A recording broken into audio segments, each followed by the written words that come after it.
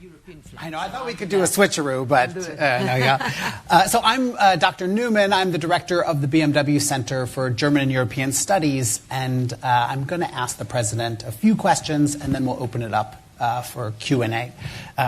So first of all, I want to thank you for your remarks, which I thought were very, I don't want to say blunt, but they were to the point, and they are addressing these really major shifts in the transatlantic relationship, and where we need to fight, I think, and put in a little bit of elbow grease to get things done.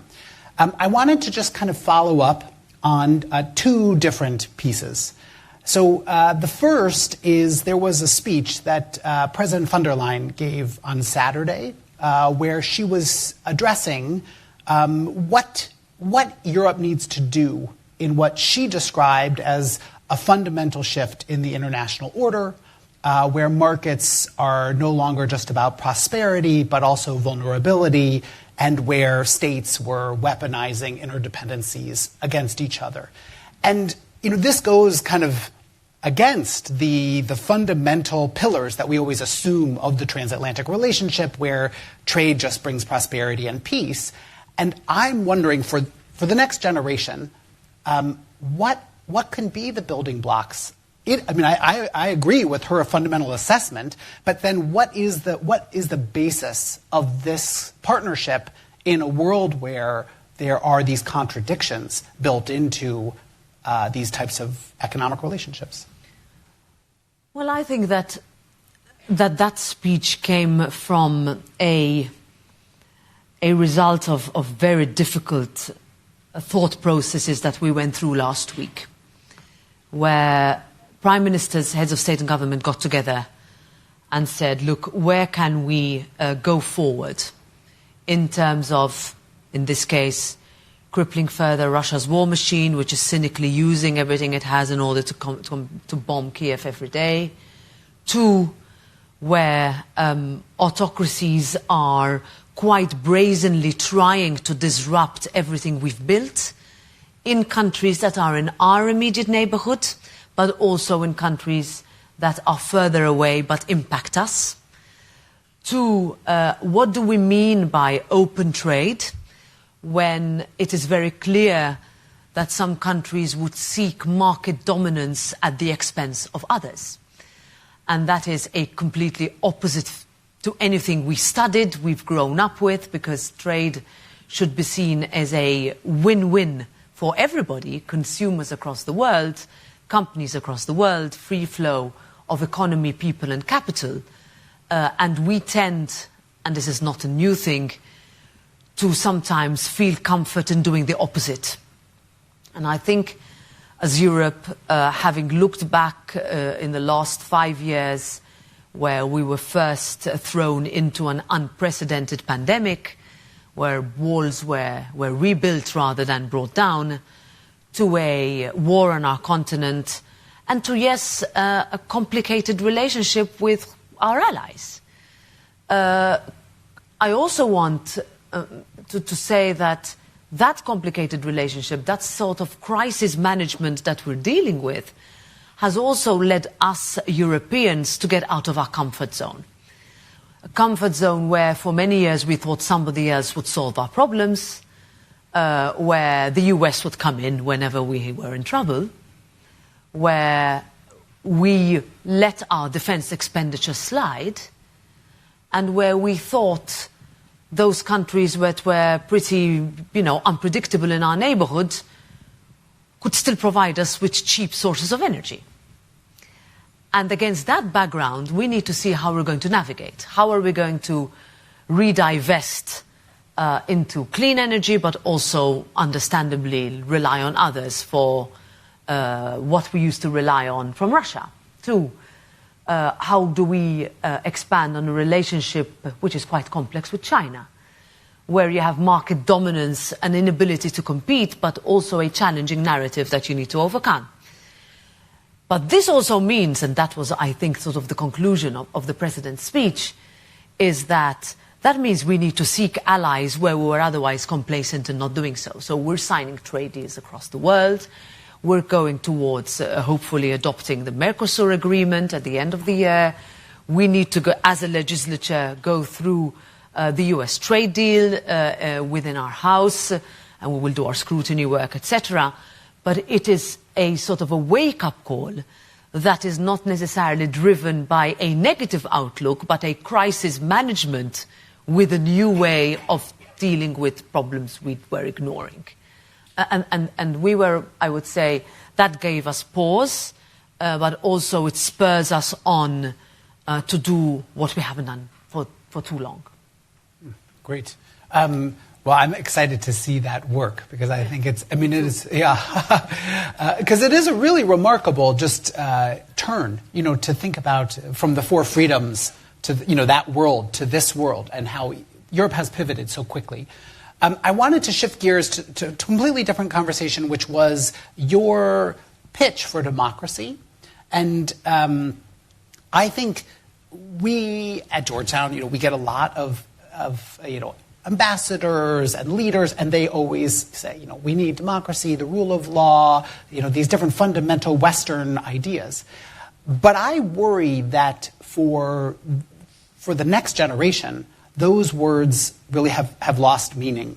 And so often, as you mentioned, democracy is hard work, and it often doesn't produce, let's say, fast results. It never maybe doesn't optimize on the quick solution right away. But how do you describe, in just very simple language, what is at stake? What would happen in a world where democracy is lost for your average citizen, and why should they commit to this really abstract idea about governance, which is often, I'm already bored. Do you know what I mean? So, how can you make that feel so real? Because the other side has very real, things they're saying that really, frighten you right away. And so I'm just wondering if you can give us a picture that could be used as marching orders for how to enliven that conversation for the next generation. So I was a law student for a huge amount of my academic career. And I'm the sister of two scientists who never would have used the words rule of law in any conversation. And I remember in my first days and weeks of being elected, having moved from government to a legislature, thinking, how am I going to explain rule of law to my audience and try to convince them to vote for me again?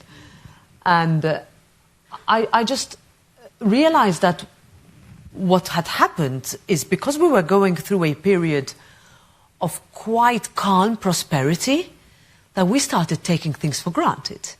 That you knew you'd always going to have independent journalism until a journalist was blown up in my country. That you thought you would have free academic institutions until science started to be questioned.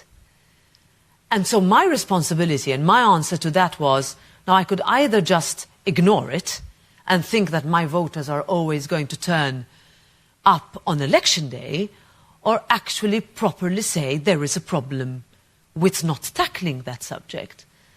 So I chose that at my peril. There were some hard elections I needed to run for, where we were facing particularly difficult challenges in my constituency, and that I had to push back. And I said, look, I stand for the complete opposite of what you are saying. Sometimes we would be on a similar panel like this with other candidates standing for completely different things. And my fear is that when I go to schools today, is that the audience would say, there's no way I'm going to go through that hassle. That I'm going to, have an easy job in the private sector and just, let's say, focus on my personal income. And my worry is that less and less, especially women, will choose what is a very, very difficult career.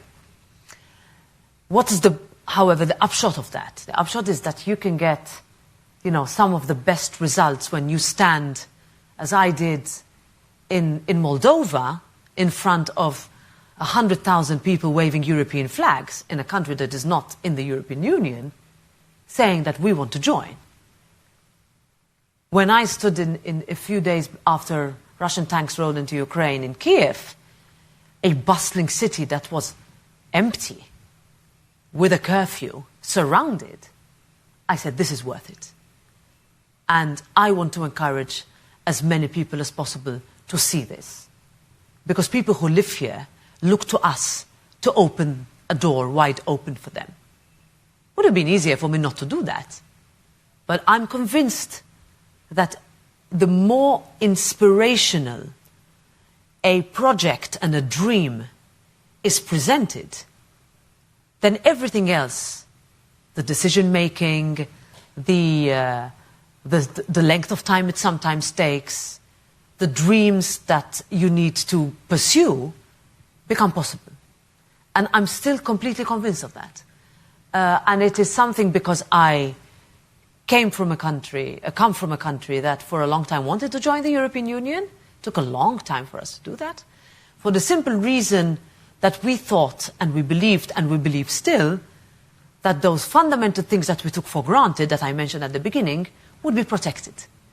And that for many young people around the world, that is the hope that keeps them going. What I want to make sure is that they continue voting for it. Because if they don't, then those who vote for the complete opposite of what they believe in will win. And if we don't fight that, we will become the minority. And I need to fight every day to do that. Is it hard? Yes. But there are enough people who are willing to do so. At the end of the day, is whether you have the courage and the political will to take a step forward even when it's hard. There are days when you say, have I managed? And I say, maybe not so much. I need to try harder. I have 4 sons, 2 of them vote. And, you know, they ask me these questions every day. And they don't study about rule of law.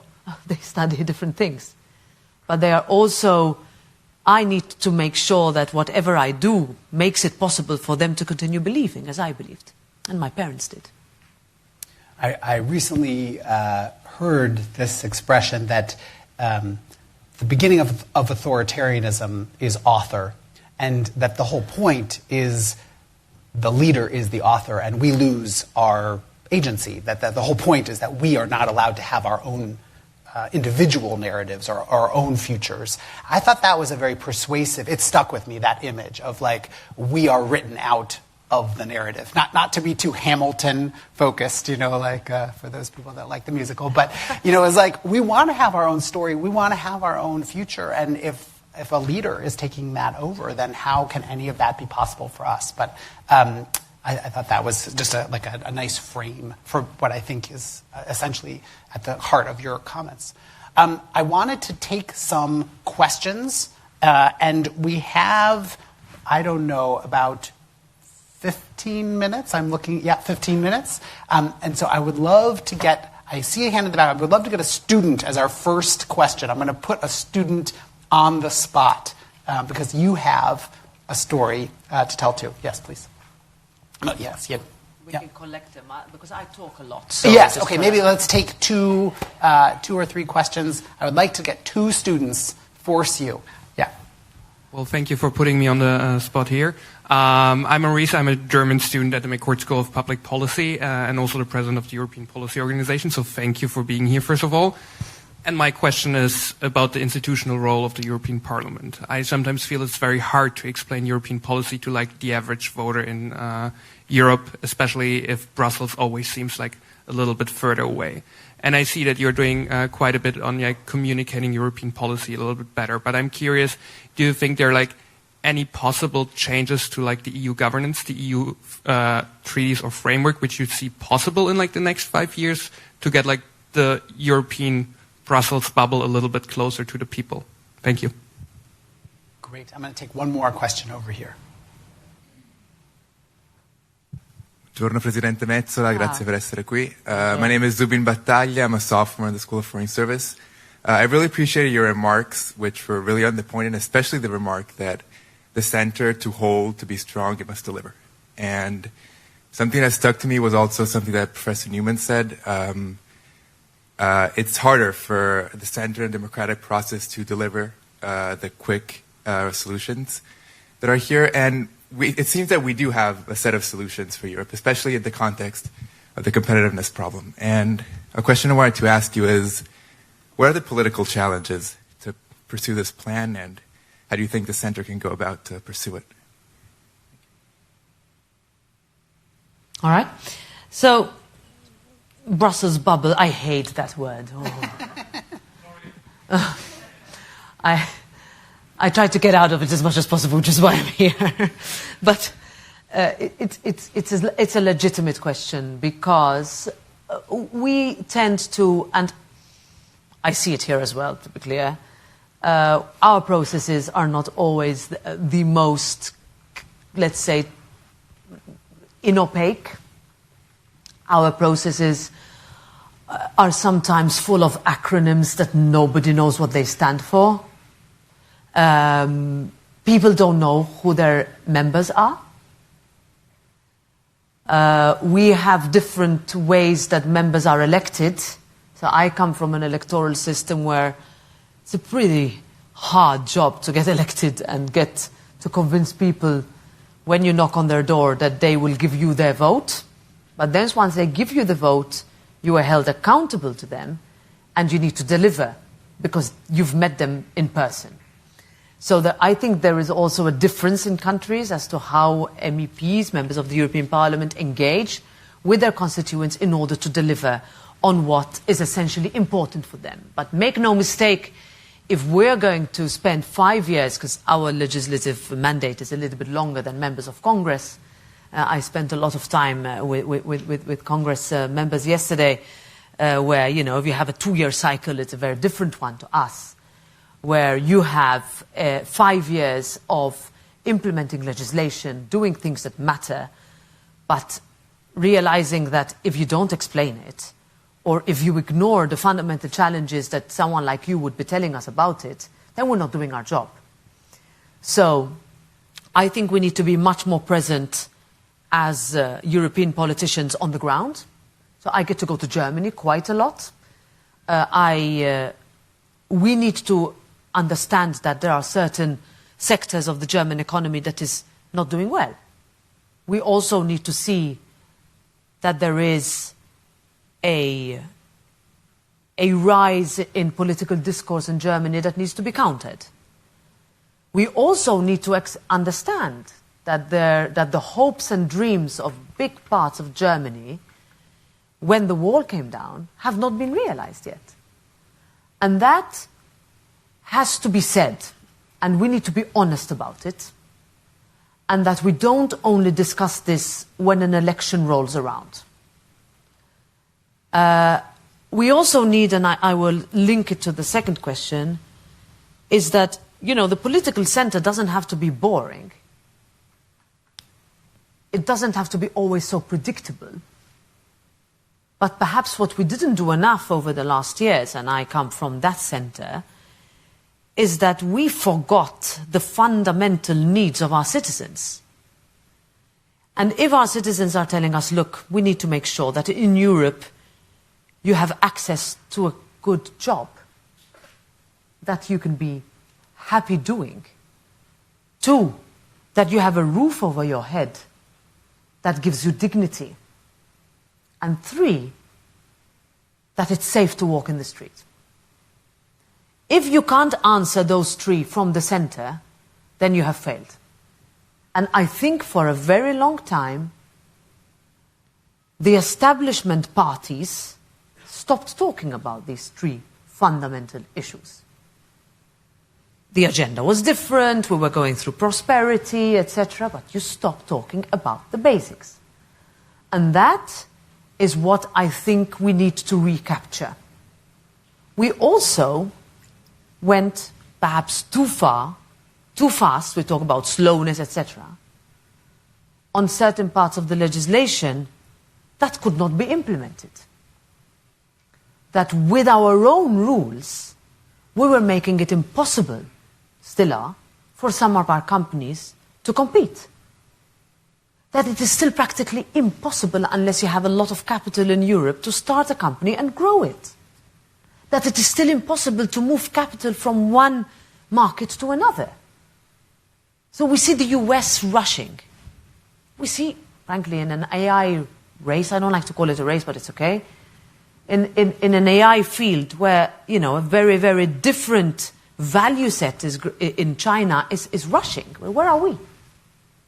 So if we can answer those questions, then I think we will be able to say that bubble is a little bit broader and includes the member countries and everybody who lives in it, but that also we have not forgotten what the very basic needs of our citizens are, and that we need to be honest about it if we have let them down.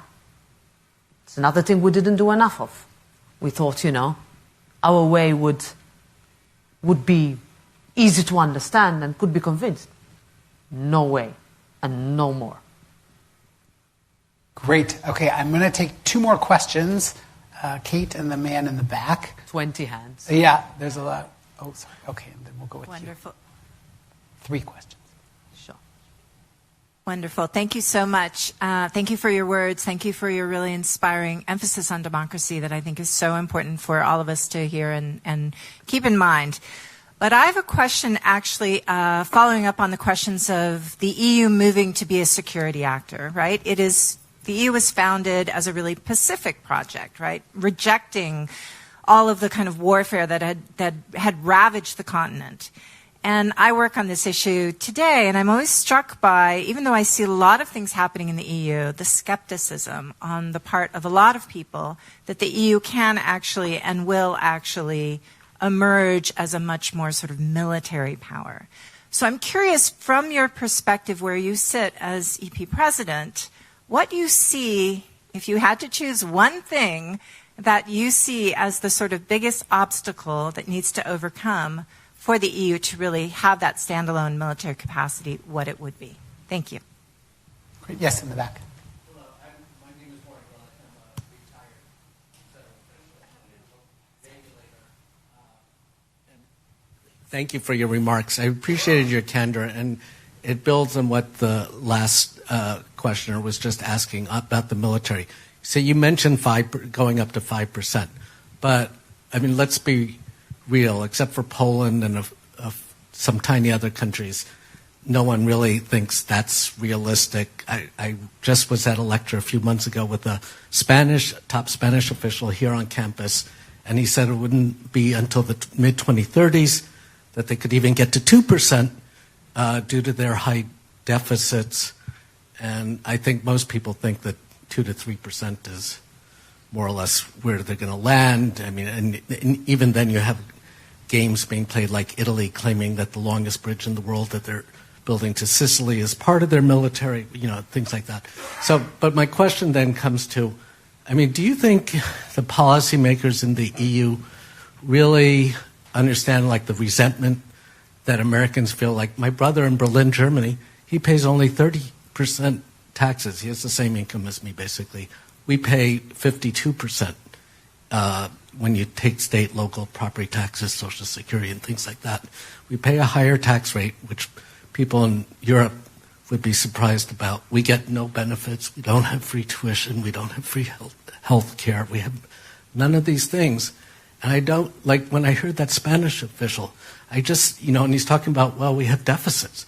I mean, I don't think they get the resentment that Americans feel that they've been paying more than their fair share. Thank you. Thank you. I have one more question here. We can gather a few more and then I will need to go. So yeah. Okay. Hi, Madam President. Thank you so much for being here. My name is Matilde. I'm from Portugal. I'm a master student of policy here at Georgetown. I find your speech and your approach rare, and I think it's exactly what we need right now. I've been trying to find a model for that. And one of the things that you mentioned was that we should fight the people that are trying to, we fight them with facts and action. And I came here to study statistics and economics, so in search of doing precisely that. What do we do when people don't want to hear the facts, and when maybe we're being accused of elitism, or even when even when facts are hard to find and hard to decipher. So I just wanted to hear your thoughts on that. Thank you very much. I'm going to take one more. Is that okay to put one more on your plate? Sure, it's a lot of things. Yes, the next row it's back. only my guys who are like panicking. Yeah, let's make them panic. Let's put them into panic. I can stay. Hi, welcome to Georgetown. Thank you for speaking with us. I'm a third year from Ukraine, and I want to say thank you for everything you I know who you are. Thank you for what you said and your undying support. And I would like to ask, you're very inspiring for women, for people who are interested in politics. How do we fight the misinformation and the propaganda and everything that the news is flooded when sometimes it's hard to even recognize it ourselves? And thank you. Great. You are here now. I know. Thank you for coming. I see another familiar face back there. Look, I have one of my constituents is back there. I'm recognizing faces. I hope he still is my constituent. You still are, right, Christine? Yeah. Okay, good. You haven't lost your vote yet, no? Very good. I also, from some of your remarks, I got the sense that you have that the EU needs to pull back on some regulation. And China and the U.S. are running ahead in AI, but I am very worried because, like just in the case of AI, countries are building systems that are supposed to create super intelligence. They don't know what the motives of those systems are, and they don't really know how they operate. And so I often think, yes, it might be economically difficult for Europe, but it is the responsible thing to do, because if you build a system that has super intelligence and its motive is self-maintenance, it's not a good setup for humanity. And I think just that simple story, I don't know why China and the US are racing ahead with these technologies. I think it's quite dangerous. And so I just hope that as economic incentives put pressure on Europe in many of these domains, whether it's AI or climate or the future of technology, Europe is taking very reasonable positions. Anyway, that's a Thank big... you for telling me that. I've been receiving the opposite information for the past 3 days. Very nice. I will take that. No, but I want Europe to come here and tell us why Europe's position is actually... We should be adopting it rather than Europe should, we need to deregulate and we need to liberalize. I mean, yes, things like capital union. There are simple stories of where the EU has these barriers internally. It should get rid of them. But on these, fundamental about safety and the consumer, I feel like that's a place where democracy can deliver for the citizens in a very simple story of they're creating super intelligence that just wants to maintain itself, and we don't know why it works. I mean, that is... Anyway, I don't want to dominate. There were many good questions, but I just think I don't want the EU to give up on this thing that it's at the forefront of. We won't give up. So, but what we need to do, however, first of all, we're calling it simplification, not deregulation, simply because we have realized that we've made things unworkable for a number of our companies. And we don't want them to come here and lose them all, so to be clear. The reality is, however, that only around 15% of our AI graduates stay in Europe. The rest come here. We want them to come back because the simple reason is that the AI development is going to happen whether we do anything or not. So the decision that we took on an EU level is that we should create a framework which identifies abuse. We were still are particularly worried about in manipulation of voter behavior, impersonation, complete takeover of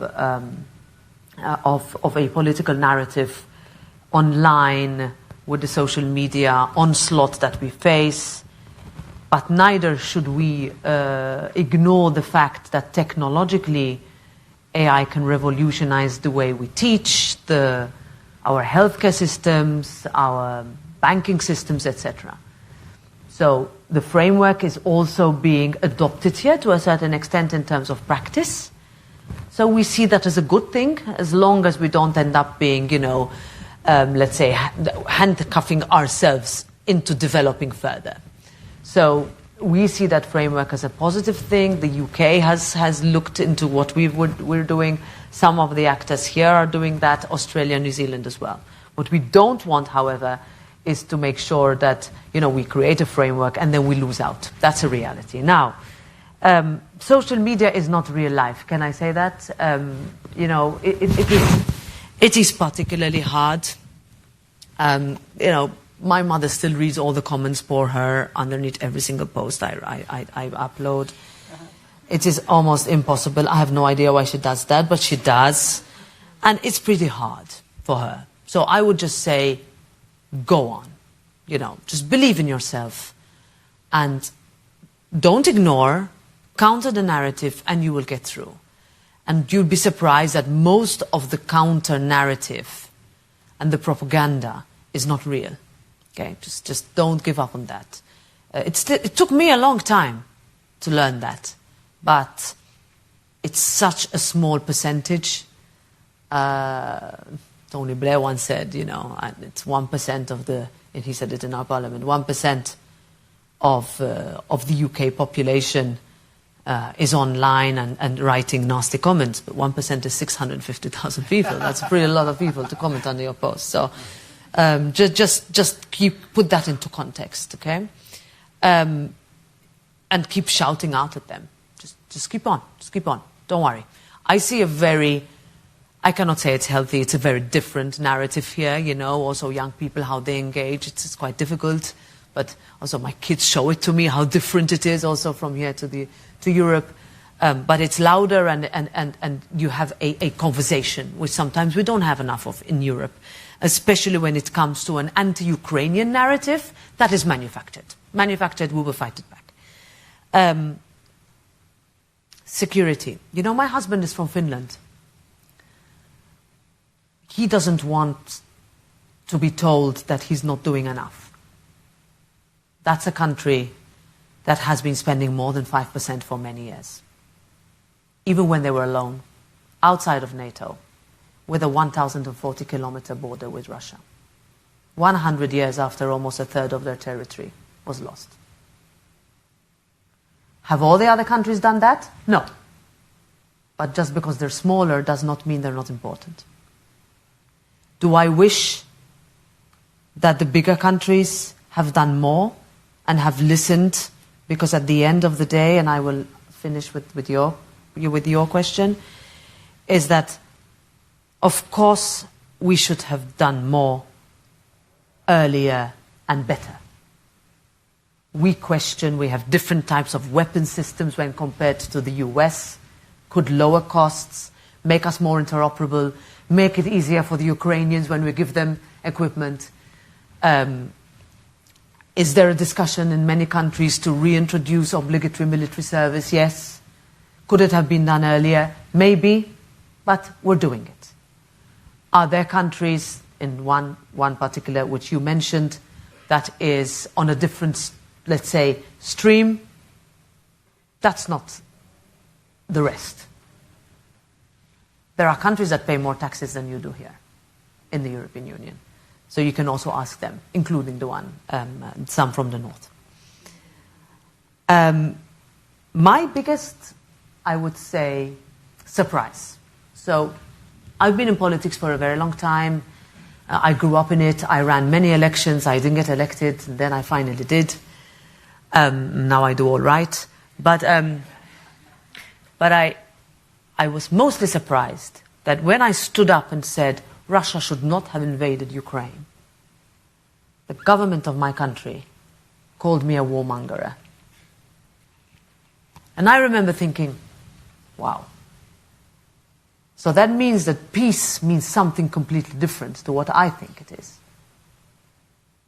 And I realized that different opinion to mine was a common one. That the further you come as a country from a conflict zone, the more exonerated from responsibility over that peace you feel. So I knew that I had to fight back with difficulty. It's been very hard. But not to let go of the moral clarity of what you think with the word peace. That being prepared, also militarily, does not mean that you are fighting. That when you talk about peace through strength, it also acts as a deterrent. For many years, governments did the complete opposite, thinking that someone else, going back to what I first said, was going to save them. So we have countries in Europe that are neutral, but some of those neutral countries have invested quite a lot in their defense. So I have been very surprised with that narrative. I've combated it, to use a very, apt word as a verb.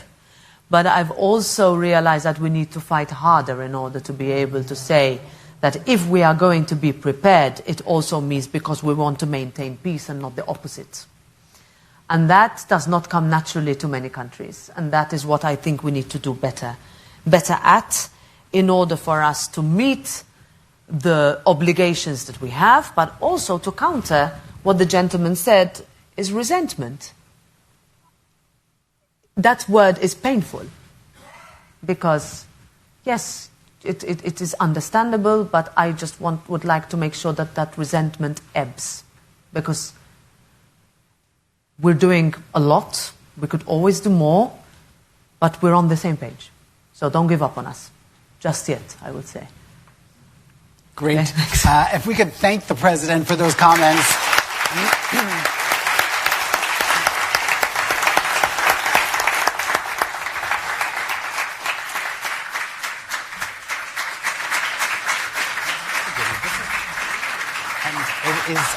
My research is about how the global economy has been weaponized. And anyway, I think it's very